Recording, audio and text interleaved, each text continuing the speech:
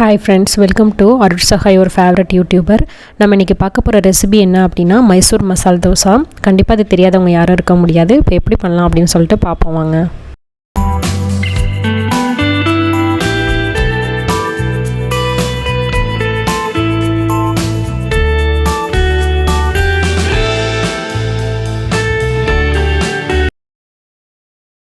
Hi friends, நம்ம இப்போ மசால் தோசை செய்கிறதுக்கு ரைஸ் உளுந்தெல்லாம் ஊற வச்சுப்போம். ரைஸ் நான் இதில் இட்லி ரைஸ் 3 டம்ளர் எடுத்துக்கிறேன். நம்ம நார்மலாக இட்லிக்கு ரெடி பண்ணுற அந்த பேட்டருக்கும் இதுக்கும் கொஞ்சம் டிஃப்ரென்ஸ் இருக்கும். இதில் நம்ம கடலப்பருப்பு சேர்ப்போம். நம்ம நார்மலாக ரெடி பண்ணுறப்ப இட்லிக்கு ரெடி பண்ணுறப்ப கடலப்பருப்பு சேர்க்க மாட்டோம். அந்த மாதிரி இது தோசை மட்டும்தான் நீங்கள் ஊற்ற முடியும். மசால் தோசை இல்லை நார்மல் தோசை, கீ ரோஸ்ட், இந்த மாதிரி எது வேணாலும் செஞ்சுக்கலாம். ஆனால் இட்லிக்கு செட் ஆகாது இது. இப்போ 3 டம்ளர் அரிசியும் 1.5 டேபிள் ஸ்பூன் கடலப்பருப்பும் சேர்த்துருக்கேன். இது நல்லா வாஷ் பண்ணி எடுத்துப்போம். இதில் இப்போ ஒரு 1/2 டீஸ்பூன் அளவுக்கு வெந்தயம், 1 டேபிள் ஸ்பூன் அளவுக்கு அவல் சேர்த்துருக்கேன். இது எல்லாத்தையும் நல்லா வாஷ் பண்ணி எடுத்துட்டேன். இப்போ இதில் தண்ணி ஊற்றி ஒரு 1.5 மணி நேரம் ஊறினா போதும் உங்களுக்கு அரிசி. ஆனால் உளுந்து நான் தோல் உளுந்து சேர்க்குறனால எப்படியும் இது ஒரு 2 மணி நேரமாவது ஊறணும் உங்களுக்கு. தோல் உளுந்து 3/4 டம்ளர்லேருந்து 1/2 டம்ளர் வரைக்கும் நீங்கள் எடுத்துக்கலாம். உங்கள் உளுந்து எந்த அளவுக்கு வரும். சில உளுந்தெல்லாம் நிறையா போட்டால் தான் உங்களுக்கு நல்லா அந்த சாஃப்ட்னஸ் கிடைக்கும். ஸோ நிறையா வர மாதிரி இருக்கும் அது அரைக்கிறப்ப. ஸோ அதுக்கு தகுந்தாப்பில் நீங்கள் கம்மியாக கூட எடுத்துக்கலாம். நான் 1/2 டம்ளர் சேர்த்துருக்கேன். இப்போ இது நல்லா ஊறிடுச்சு. இதை வாஷ் பண்ணி எடுத்துப்போம்.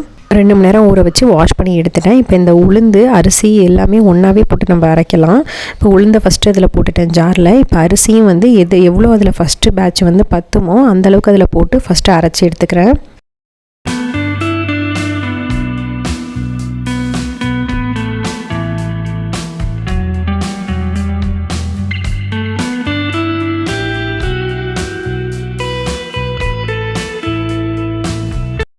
இந்தளவுக்கு அரைச்சி எடுத்துக்கிட்டேன். நிறையா போட்டோம்னா வெளில அடிச்சிரும் மாவு. அதனால் ஃபஸ்ட்டு ஒரு பேட்ச் அரைச்சி எடுத்துக்கிட்டேன். பேலன்ஸ் இருக்கிறத போட்டு திருப்பி அரைச்சி எடுத்துக்கலாம். இந்தளவுக்கு அரைச்சிருக்கேன்.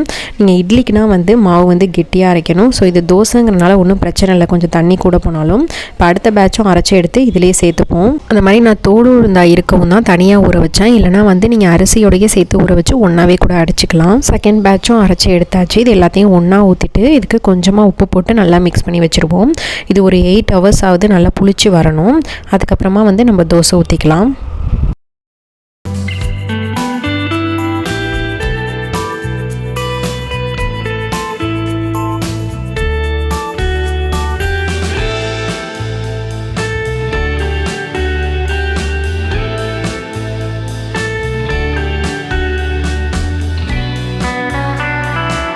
நான் நைட்டு ரெடி பண்ணி அப்படியே ஃபுல்லாக விட்டுட்டேன். அடுத்த நாள் மார்னிங் இது. இப்போ ஃபஸ்ட்டு 2 உருளைக்கிழங்கு வேக வச்சுக்கலாம். குக்கரில் விசில் விட்டுக்கலாம். மாவு ஓப்பன் பண்ணி பார்ப்போம். நமக்கு நல்லா புளிச்சு வந்துருச்சு. ஸோ இதை ஃபுல்லாக மிக்ஸ் பண்ணிவிட்டு தோசைக்கு தேவையான அளவு செப்பரேட்டாக எடுத்துப்போம். இல்லைனா இதிலே கூட நீங்கள் கரெக்டாக இருக்கும். இதுவே நான் தண்ணி அதிகமாக வச்சு தான் அரைச்சேன் தோசைக்கு ஏற்ற மாதிரி. ஸோ இப்படியே இதிலே நீங்கள் ஃபுல்லாக மிக்ஸ் பண்ணிவிட்டு அப்படியே கூட ஊற்ற ஆரம்பிக்கலாம்.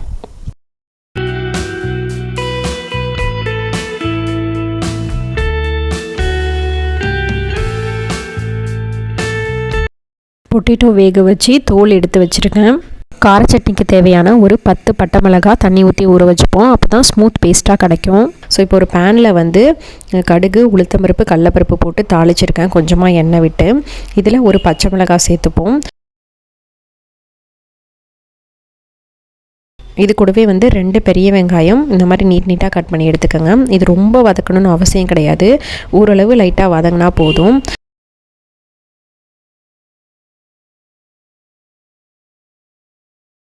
இப்போ இதை அடி பிடிக்காமல் இருக்கிறதுக்கு கொஞ்சமாக தண்ணி சேர்த்துக்கிறேன். தண்ணி சேர்த்துட்டு லைட்டாக வதக்கிப்போம். கொஞ்சம் உங்களுக்கு வெங்காயம் சாஃப்டாக இருக்கும். இதில் ஒரு 1/2 டீஸ்பூன் அளவுக்கு மஞ்சத்தூள் சேர்த்துப்போம். இதையும் நல்லா மிக்ஸ் பண்ணி விட்டுருவோம். மஞ்சத்தூள் ஸ்மெல் போகிற வரைக்கும் லைட்டாக வதங்கட்டும். லைட்டாக வதக்கிட்டு அதுக்கப்புறம் நம்ம மேஷ் பண்ணி எடுத்து வச்சுருக்க பொட்டேட்டோவை இதிலே சேர்த்து நல்லா மிக்ஸ் பண்ணி விட்டுருவோம். இதுக்கு தேவையான அளவு உப்பும் சேர்த்துக்கோங்க நீங்கள். இது எல்லாத்தையும் சேர்த்து நல்லா மிக்ஸ் பண்ணி ஆஃப் பண்ணிடுவோம். நமக்கு உள்ளே வைக்கக்கூடிய உருளைக்கிழங்கு மசாலா ரெடி ஆயிடுச்சு. இப்போ வந்து கார சட்னி வந்து ரெடி பண்ணிப்போம் தோசை மேலே ஸ்ப்ரெட் பண்ணுறதுக்கு. 10லேருந்து 15 பட்டை மிளகாய் அந்த தண்ணியோடு சேர்த்து ஊற வச்சதை வந்து ஜாரில் போட்டுப்போம். 8 சின்ன வெங்காயம், 5 பூண்டு, இது எல்லாத்தையுமே வந்து நல்லா அடித்து எடுத்துப்போம். இது கூடவே வந்து கொஞ்சமாக இதுக்கு தேவையான அளவு உப்பும் சேர்த்துக்கோங்க. இதையும் சேர்த்து நல்லா பேஸ்ட்டு மாதிரி அடித்து எடுத்துக்கோங்க. தோசைக்கல் போட்டிருக்கேன். இதில் லைட்டாக தண்ணி தெளிச்சுப்போம். இது மேலே கொஞ்சமாக ஆயில் அப்ளை பண்ணிக்கிட்டு தோசை மாவு நம்ம ஊற்றி ஃபுல்லாக ஸ்ப்ரெட் பண்ணிடுவோம்.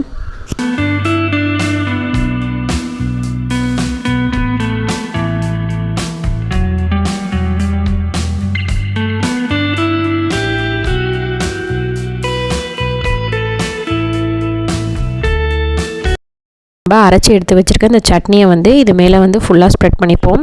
நீங்கள் எந்த அளவுக்கு காரம் சாப்பிடுவீங்களோ அதுக்கு ஏற்ற மாதிரி வந்து கூட குறைச்சி ஆட் பண்ணிக்கோங்க. இப்போ இது மேலே வந்து ஃபுல்லாக எண்ணெய் விட்டுருவோம். எண்ணெய் விட்டுட்டு அதை வந்து ஃபுல்லாக ஸ்ப்ரெட் பண்ணி விட்டுருங்க. அந்த சட்னியை எல்லா பக்கமும் தடவி விட்டுருங்க.